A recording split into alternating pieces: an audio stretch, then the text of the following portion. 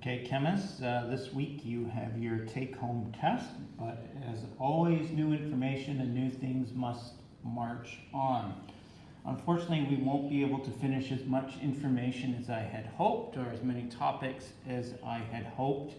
So if your plan is to go into something like AP Biology in the future, you are going to have to do some basic organic chemistry, nomenclature, structures, functional groups, kind of on your own. If you're interested in that, I do have a good self-study unit, but we do need to finish up at least a topic on solutions, and hopefully, if we can, acids and bases, which are a kind of solution.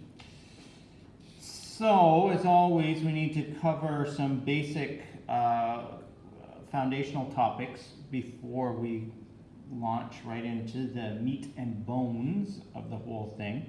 So let's think about what a solution is when we think about our classification of matter. And if we review our classification of matter, right, everybody should be able to draw that kind of taxonomic tree, the classification of matter. If you're sitting there thinking, I have no idea what Mr. Harrison's talking about, you have some serious review to do. But if we remember all the way back to August and September, we can break matter down, right? Matter is anything that has mass and takes up space, right? Anything, all matter. And we can ask, can it be physically separated? And if we can physically separate that matter, then that means through physical means, like either through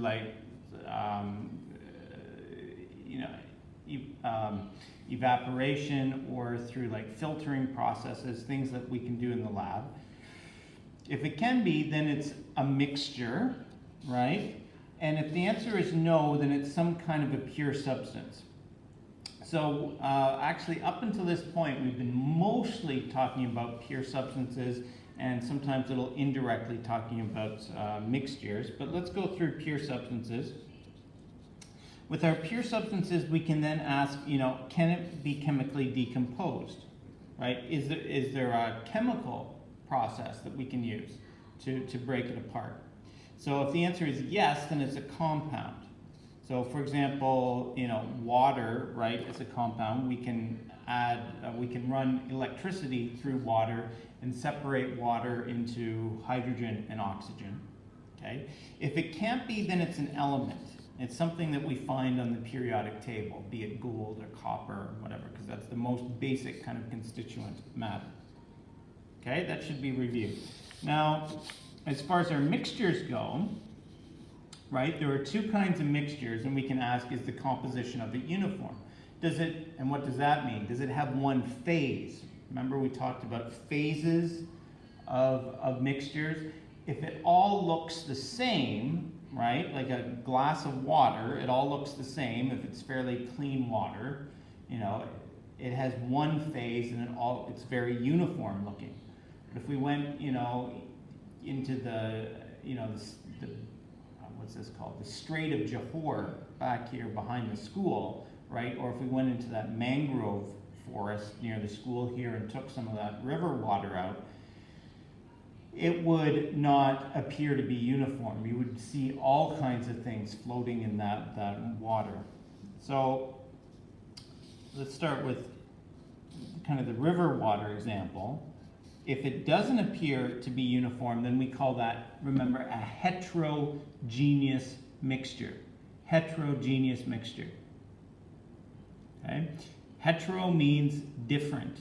So there are different phases or different parts in it, right? If I put, oil and water together, of course they don't mix, but I can see clearly two phases in the container. Right? And then if we remember that heterogeneous mixtures can be broken down into two further kinds, colloids, where colloids have small kind of insoluble particles that are kind of dispersed or scattered throughout the medium. And a good example of that is milk. So if you look at milk certainly appears like it's a homogeneous mixture. it appears all white and it's hard to see anything kind of floating through it. But if you took that milk and you looked at it under a microscope, you would see tiny kind of fat globules kind of floating around, like little droplets of oil, of fat that float around through the milk. So that is an example of a colloid. You have those little, and those globulets of fat will never kind of dissolve, right? Because they are, the fat's non-polar, and the other liquid part of the milk is a polar substance. So as we recall, like dissolves like, it will never kind of dissolve. The other kind is like a suspension, right? So you do have solid particles that are kind of floating around, but if you let it sit for long enough, the particles, it will settle out through kind of gravity and through time. So if I get like a cup of river water from the river out there, from the mangrove forest, and I look at it, it's going to look very dirty and it's not going to look very clear. But if I put it on my desk or my table and let it sit there for a day, what's going to happen is that all the heavy, all the dense particles are all going to settle to the bottom of my test tube or my glass, whatever it's in. And then you'll be able to see two very distinct phases, all the kind of dirty, heavy particles that go to the bottom of the cup, and then the clear liquid above it. So that's an example of a suspension. A suspension will separate by itself given enough time, just through differences in density. Okay? A colloid will never separate through density. Okay? Okay, the other one though is our homogeneous mixture. Okay, and we've kind of dealt with a lot of these, like when we did chemical reactions, we talked about things that were aqueous. When we talk about acids and bases, we learned how to name acids and bases. We haven't really talked about what acids and bases are just yet, or what their properties are. But we should know how to name them or identify this chemical as being an acid or a base. But all of those things are examples of homogeneous mixtures. So if I take some water and I put some sugar in it and I mix it around, I can't tell that that is sugar water just by looking at it. It all appears as one phase. The only way I can tell that I have sugar that's dissolved in my water is if I drink the water, and then I can taste it. The water tastes sweet. But just looking at it, I can't tell. So it's all in a single phase. It's homogeneous. Homo, remember, from the Greek meaning same. Okay? So the other word for homogeneous mixtures, these are solutions. This is what we're talking about. Okie dokie? All right. Oh, this thing. Stand. I thought it would be a good idea, but it doesn't help me completely. All right. Next. So let's go through some definitions. Okay. So our solution, right? By definition, right? A solution is a homogeneous mixture of two or more substances.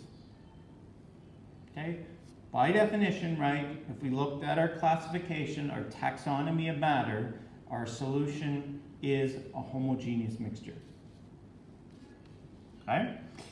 And of course, when we mix, we learned that before, when we mix two things together and it forms this homogeneous mixture, the properties of the new mixture are different than the properties of each individual component. Okay, there are different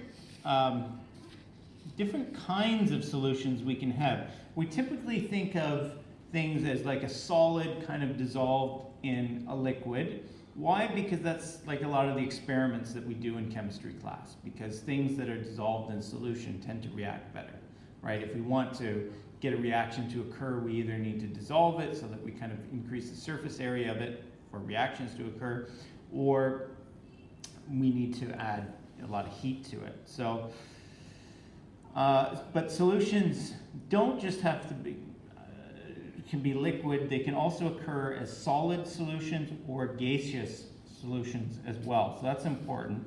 So let's go through a few of these. Of course, most of them we'll talk about our liquid solid ones. But you are walking around in a big solution right now. You are in a big soup of solutions that you're breathing in. That's the air all around you, or many gases that are all dissolved within each other. So your air, right, is mostly nitrogen gas, and then followed from nitrogen gas, some oxygen, and then like some carbon dioxide and various other small gases as well. Liquid solutions. So we can have different kinds of liquid solutions. So as long as they are both the same, like they're both polar substances, they'll dissolve within each other, right? So if we take any kind of alcohol, like an ethanol, and we mix it with water, right? The two of them, water and the ethanol, the alcohol, are both polar substances, so they'll dissolve within each other, creating a liquid solution. We love the whole soft drink industry is all built around liquid gas solutions. Your Coca-Cola, your Pepsi, that is all about a liquid with dissolved gas in it. That's carbon dioxide. They get it dissolved in there. We'll talk about how we can dissolve gases, but it's either through high pressure and low temperatures. Dissolving gases is weird because most things, to get them to dissolve better, we need to increase the temperature with them, but for a gas, we actually need to decrease the temperature to get them to dissolve. And then the more common one that we think about all the time in kind of chemistry and daily life is when we have a solid liquid solution. This is salt and water. This is salt and sugar, or sugar and water. This is, you're making your noodles and you've got the package of soup that you dissolve into your water. Those are all solid liquid solutions. Okay, and then one other kind that's a bit weird that we don't think about that often, but there are solid solutions, solid solutions. These are things called alloys, where you have one solid that's dissolved inside of another solid. So for example, brass is a mixture of copper and zinc. So please be aware that there are all different kinds of solutions that we can have, and not just typical liquid solid solutions. Okay? Okay, moving on. Okay, any given solution has two parts. Okay, there's the big part of the solution. This is called the solvent. Okay, the majority component. Okay, this is the part that does the dissolving. Okay, be very careful too. The word is dissolving. Almost every year, kids use the word melting. It is not melting. Okay, melting, we know, goes from a solid to a liquid. This is not melting. This is the process of dissolving. We'll look at exactly what it is and how it works with water as our example, but it is certainly not melting. It's a dissociation and kind of reintegration with the solvent. Okay, it is not melting. It's not a change in the state of matter. So yeah, that's a pet peeve of mine. And then the second component is the solute. So you have the solvent and the solute. The solute is the small part or the minority component, and it is the part that is dissolved. So if we have a solution of sugar and water, the solvent is the water and the sugar is the solute. So given different things, we should be able to determine what the solvent and the solute are. And the trick for doing that is just what is the big part or the majority component, that is always going to be the solvent, and what is the small part or the minority component, and that will be the solute. So if we think about the air around us with all the gases, what is the solvent? Well, nitrogen is the majority component of the air around us, so nitrogen is the solvent. And then what's the solute? Well, it can be any of the other gases that are kind of dissolved, be it oxygen or carbon dioxide or other things as well. Okay, a few other little things. So we can define solubility and we can measure this concept. Remember, chemistry is a quantitative science. We want to be able to measure things. So we can measure the degree to which something will dissolve, and we call this solubility. So the definition of that is the amount of solute, and it's usually measured in grams. So we use SI units. The amount of solute in grams that dissolves. And your textbook did not put this particular distinction in there, but they used it in example in the next part. So I don't know why they did not include this, because it's very important. At a certain temperature, okay, we are going to study what are called solubility diagrams. And I may even set up a little demonstration to try to film to show you that, right, we can change the solubility of something just by changing the temperature. Okay, and probably you have noticed this too. Okay, so sugar, right? Sugar, when water is cold, a little bit of sugar will dissolve in cold water. But if you heat that sugar up to get it to boiling point, you can dissolve a lot of sugar into that water. And in fact, that's how candy is made. In a lot of cases, rock candy, different things like that. It's too bad we're not in class, because that's always a classic activity to make some rock candy based on knowledge of solutions. So if we think about it, differences in solubilities, the amounts that will dissolve at a given temperature, then there's different conditions we can think of. We can have what's called a saturated solution, okay? And this is the maximum amount of solute that will dissolve given a certain temperature.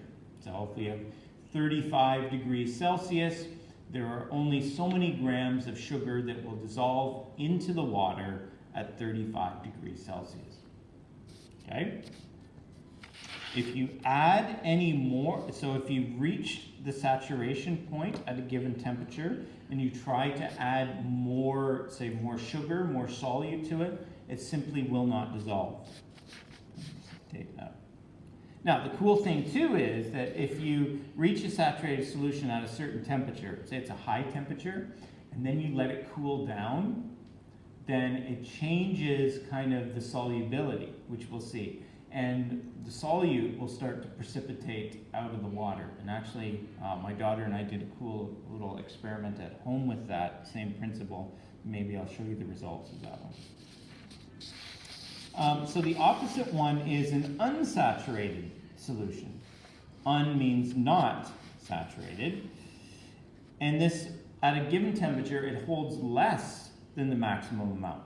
So using our 35 degrees Celsius, we put some sugar in there. There's more sugar that can dissolve, or there's more sugar that the solvent can hold at a given temperature. So you can keep putting it in there and it will keep dissolving because it's unsaturated at that temperature.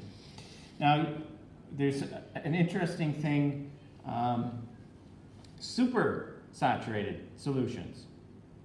So Superman means, super means above and beyond. Superman is above a normal man, right? That's what the word super means, not great, it just means above.